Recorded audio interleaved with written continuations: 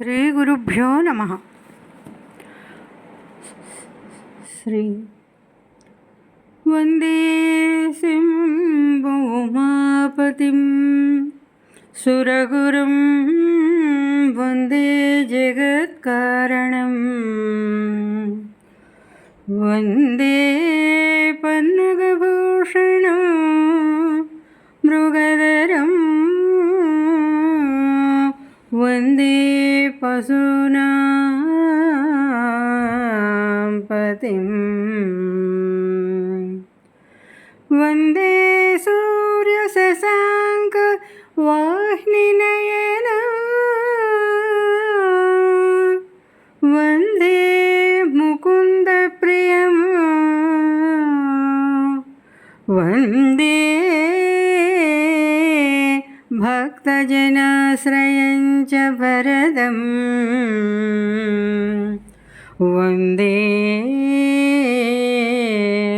శివం శంకరం.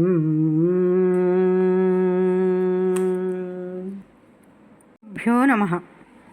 సృష్టిలో పురుషుడు గొప్ప, స్త్రీ గొప్ప అంటే ఇద్దరూ చెరిసగం అని చెప్పాలి.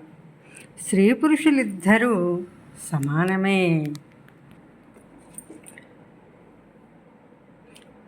అనే విషయాన్ని తెలియచెప్పడానికి పరమేశ్వరుడు అర్ధనారీశ్వర అవతారం దాల్చాడు. చరాచర జగత్తు ప్రకృతి పురుషుల కలయికతో ఏర్పడిందే.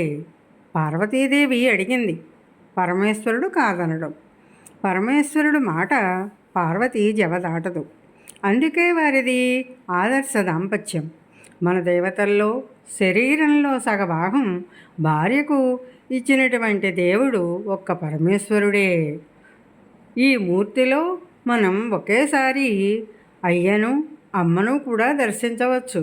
పరమేశ్వరుడు అవతారాలలోనే విలక్షణమైనది ఈ రూపం.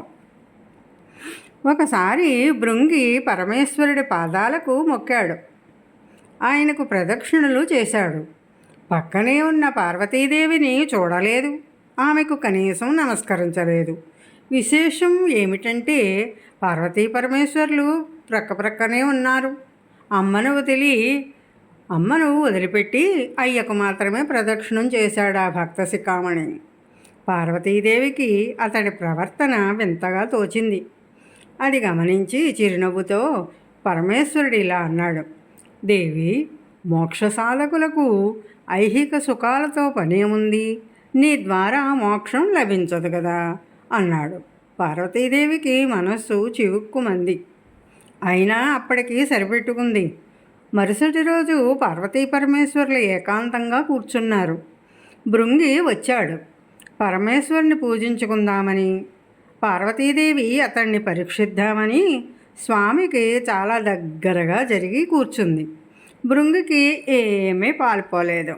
స్వామికి ఎలా ప్రదక్షిణ చెయ్యాలి అనుకున్నాడు. వెంటనే అతను ఒక తుమ్మెద రూపం ధరించి స్వామి అమ్మవార్ల మధ్య ఉన్న కొద్ది దూరంలో స్వామికి ప్రదక్షిణం చేయసాగాడు. విషయం తెలుసుకున్న అమ్మవారు కోపించింది. అతడి 2 కాళ్ళు శక్తిహీనమైపోవాలని శపించింది. స్వామికి భక్తుడిపై జాలి కలిగింది. ఒక ఉపాయం ఆలోచించాడు. అతడికి 3వ కాలు ప్రసాదించాడు. భృంగి తన 3వ కాలు ఆధారంగా పడిపోకుండా ఉన్నాడు. పార్వతీదేవికి ఈ విషయం అవమానంగా అనిపించింది.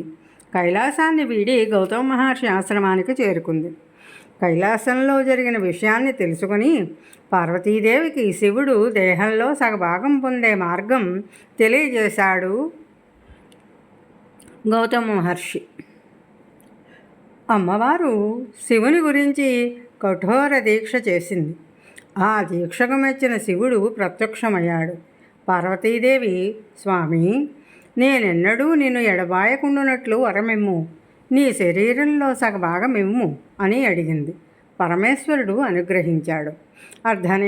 అర్ధనారీశ్వరమూర్తి తలపై నెలవంకతో జటాజోటం ఒకవైపు, కోటి కాంతులు కలిసినటువంటి కిరీటపు కాంతి మరోవైపు, విభూతి ధరించి అరకన్ను ఒకవైపు, పాపిట తిలకం ధరించి మరోవైపు, కుడి చేత అభయముద్ర, ఎడమ చేత డోలాహస్తం, కుడి పరాహస్తంతో టంకం, ఎడమ పరహస్తంతో కలువు పువ్వు.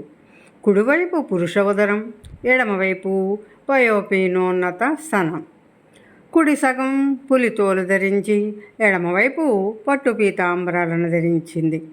కుడి కాలిని కుంచితంగా, ఎడమ కాలిని స్థిరంగా నిలిపే స్వామి శరీరం తెల్లని తెలుపుతో భాసిల్లుతూ ఉంటే అమ్మవారు ఎర్రగా మెరిసిపోతూ ఉన్న ఆ రూపాన్ని దర్శన కన్నులకు ఎంత భాగ్యం!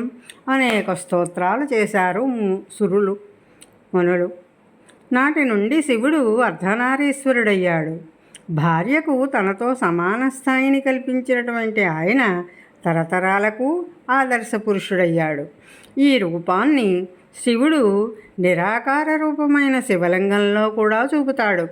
శివుడు శివలింగ రూపమైతే పానవట్టం పార్వతీ రూపం.